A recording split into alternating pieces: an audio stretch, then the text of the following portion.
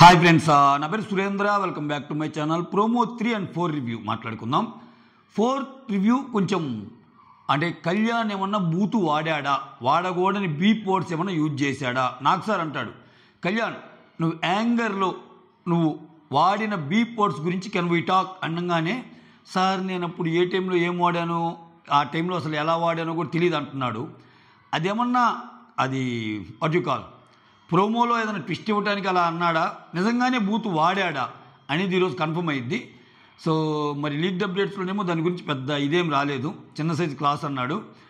But ఒకవేళ నిజంగా మనం అదే అనుకున్నాం, ఇదైతే ఈ డౌట్గానే ఉంచారు. సో నిజంగానే దాన్ని క్లారిటీ ఇచ్చి కళ్యాణ్ బూత్ వాడాడంటే మాత్రం ఖచ్చితంగా కళ్యాణ్ తప్పే, దాంట్లో నో డౌట్.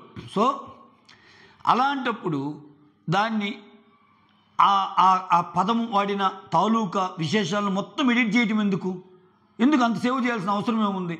బిగ్ బాస్ షోలో అందరూ ఒకటే కదా, కళ్యాణ్ అయినా, తనూజ అయినా, సంజన ఎవరైనా ఒకటే కదా. సో అటువంటి చోట్ల తప్పు అయింది. కాకపోతే అసలు ఇది ప్రోమోలో వరకు అన్నాడు తప్పితే నాకు సారు. సో అది లాస్ట్లో లేదయా నేను మాట్లాడుతుంది ఏదో వేరేలే అట్లా ఏమన్నా అంటాడా చూద్దాం. అసలు ఏంటో మొత్తం ఎపిసోడ్ చూసే క్లారిటీ వస్తుంది, ఎందుకంటే అది కొంచెం అలా ఉంచాడు కాబట్టి. ఆ తర్వాత నెక్స్ట్ ప్రోమో 3, ప్రోమో 4 కలిపి మాట్లాడుకుందాం. ప్రోమో 4లో హైలైట్ పాయింట్ ఇదే. దానికంటే ముందు వీడియోస్ నచ్చుతుంటే లైక్, గుర్తుందిగా ఒక్క లైక్ బటన్, మీ లైక్ నా వీడియోని కొంచెం ముందుకు తీసుకెళ్ళగలవు. ప్రోమో 3లో ఏంటంటే, నీకు ఎనిమి ఎవరు, నీకు బ్యాక్ స్టాబర్ ఎవరు, నీకు శత్రువు ఎవరు, నీకు వెన్నుపోటు పొడిచేది ఎవరని నువ్వు అనుకుంటున్నావు అంటే, భరణి గారు చాలా స్ట్రాంగ్ సార్ డిమాండ్, అందుకని నేను ఎనిమి డిమాండ్ అనుకుంటున్నాను. ఒక రకంగా ఎనిమి అంటే పాజిటివ్ అంశం, శత్రువు అంటే ఇక్కడ మనం నెగిటివ్గా తీసుకోవాల్సిన పనిలే. అంటే వాళ్ళు బలంగా ఉన్నారు, నాకు ఆటలో బలమైన శత్రువు అంటే ఏంటి, వాళ్ళు బాగా ఆడుతున్నట్టే. ఇక్కడ శత్రువుని పాజిటివ్గానే తీసుకోవాలి. ఓకే, సో డిమాండ్ నాకు ఎనిమి. బ్యాక్ స్టాబింగ్ సంజన అంటాడు. సంజన నిన్నటిదాకా మాట్లాడుకున్నారు కదా బాగానే, ఏమో మరి నా మెడిసిన్ తీసిందని ఏమైనా చెప్తాడా? నమ్మకంగా ఉంటేనే నాతోటి నా మెడిసిన్ తీసుకెళ్ళింది, నన్ను బ్యాక్ స్టాబ్ చేసిందని ఏమైనా సింపుల్ సిల్లీ రీజన్ ఇస్తాడా? ఏంటో భరణి గారి విషయాలన్నీ ఇట్టుంటాయి. మొత్తానికి ఉన్న రిలేషన్లో ఇప్పుడు భరణి గారు ఒక్కరితోనే ఎక్కువ ఉంటుంది ఇమాన్యుల్ కంటే కూడా. ఇప్పుడు ఈయన కూడా పోతే సంజన గారు పాపం ఒంటరైపోతారు. అసలు ఎలా ఉంటుందో చూద్దాం అనిపిస్తుంది ఈ ఎపిసోడ్ తర్వాత. సంజనతో హౌస్ మేట్స్ రియాక్షన్ ఎలా ఉంటుంది ఏంటి, చాలా క్యూరియస్ పాయింట్.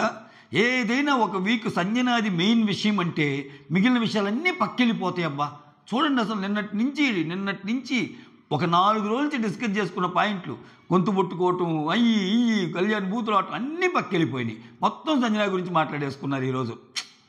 సో తర్వాత డిమాండ్ నీకు ఎనిమి ఎవరంటే ఇమ్ము పెడతాడు.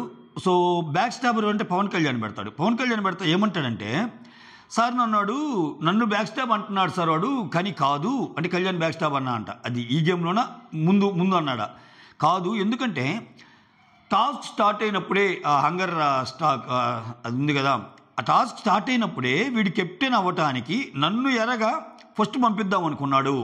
నేను కానీ లోపల ఉంటే వాడు కెప్టెన్ అవ్వాలనేది వాడి ప్లాను అన్నట్టు. సో నాకు వెన్నుపోటు పొడుద్దాం అనుకున్నాడు అన్నట్టు చెప్పాడు. ఓకే,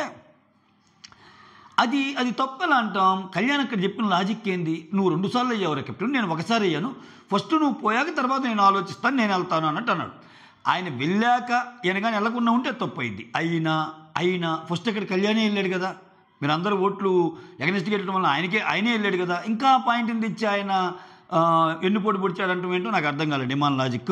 సరే, ఆ తర్వాత ఇమాన్యుల్, వీళ్ళిద్దరు నాకు టఫ్ కాంపిటేటర్స్ సార్ అని చెప్పి ఎనిమికేం పవన్ కళ్యాణ్ అంటే కొంచెం పాజిటివ్ సైడ్ పవన్ కళ్యాణ్ పెడతాడు, వెన్నుపోటుదారిని డిమాండ్ పెడతాడు. ఇమ్ముకుంది డిమాండ్ పోటు పొడిచాడుగా నామినేషన్లో అని.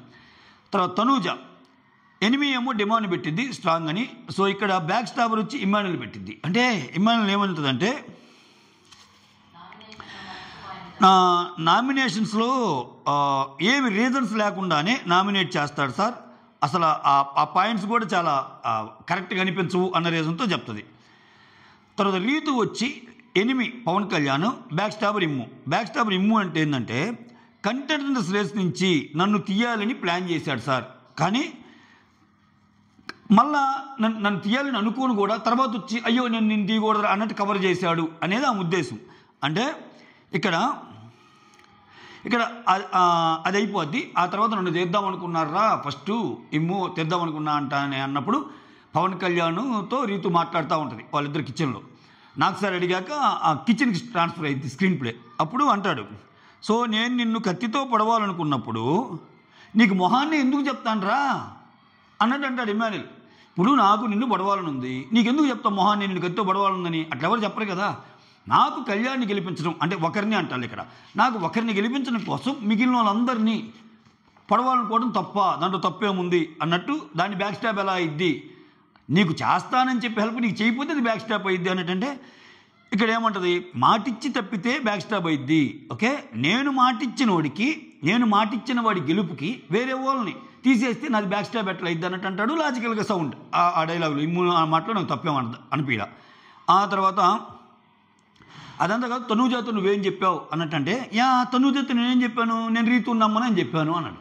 నేను రీతు నమ్మనని తనూజ ఒక ఇమ్మాన్యుయలే కాదు కదా, ఒకసారి కళ్యాణ్ కూడా అంటాడు గేమ్లో, నేను నమ్మలేనురా బాబు ఆ అమ్మాయిని అని. సో ఇది ప్రోమో 3.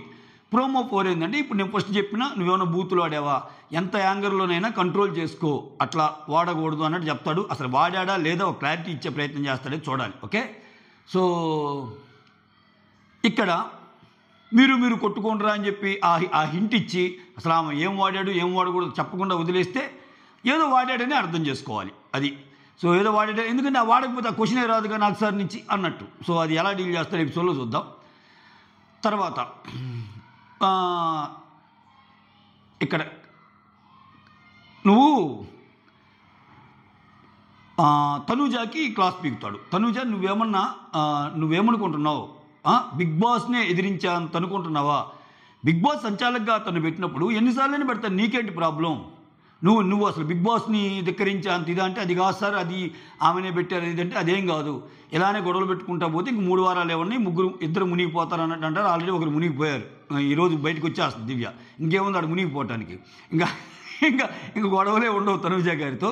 సో అది వాళ్ళిద్దరు చెప్తాడు.